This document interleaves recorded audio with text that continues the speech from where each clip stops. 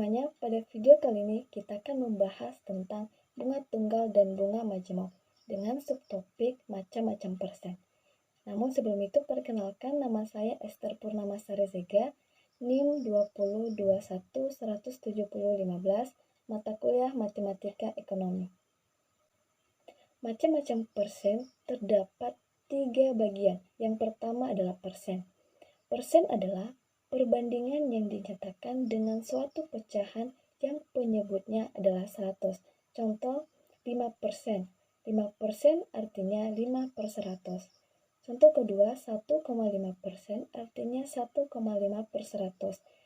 Dan yang ketiga 25% artinya 25 per 100. Yang kedua adalah persen di bawah 100.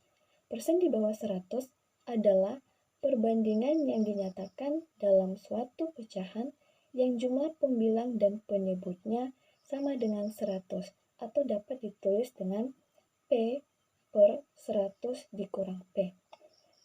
Contoh, 5% di bawah 100 sama dengan 5 per 95. 95 diambil dari 100 dikurang 5 menjadi 95.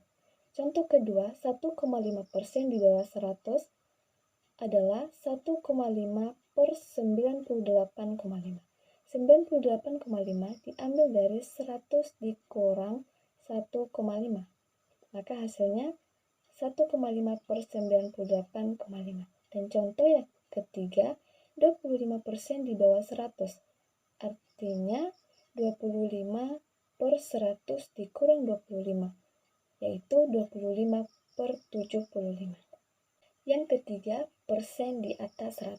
Persen di atas 100 adalah perbandingan yang dinyatakan dengan suatu pecahan yang jumlah pembilang dan penyebutnya sama dengan 100 atau dapat ditulis dengan P per 100 ditambah P. Misalnya, 5% di atas 100 adalah 5 per 105. 105 diambil dari 100 ditambah P. Contoh kedua, 1,5% di atas 100. Artinya 1,5 per 101,5. 101,5 diambil dari 100 ditambah 1,5. Dan yang ketiga, 25% di atas 100 adalah 25 per 125. Di mana 125 diambil dari 100 ditambah 25. Nah, dari beberapa penjelasan di atas terdapat 3 perbedaan dari macam-macam persen tersebut, di mana yang pertama persen itu penyebutnya 100. Kedua, persen di bawah 100 penyebutnya 100 dikurang P. Dan yang ketiga, persen di atas 100 di mana penyebutnya 100 ditambah P. Nah, sekarang kita akan membahas contoh soal. Hitunglah bunga dari A 2% dari modal 5 juta. Maka untuk menyelesaikannya, kita ubah 2% menjadi 2 per 100 dikali 5 juta. Maka hasilnya adalah Rp100.000. Contoh kedua, 9% di bawah 100 dari modal 4 juta rupiah. Nah, di sini kita ubah 9% menjadi 9 per 91. 91 itu diambil dari pernyataan soalnya. Karena di sini dinyatakan 9% di bawah 100, maka kita menggunakan persen di bawah 100, yaitu P per 100 dikurang P. Maka 9% per 100 dikurang 9 menjadi 9 per 91.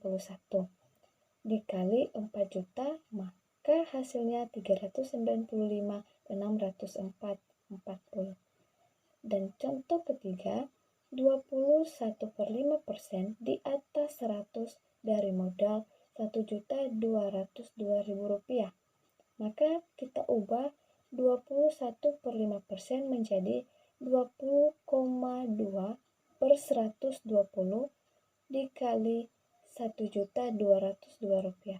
Maka hasilnya yaitu 202.336,60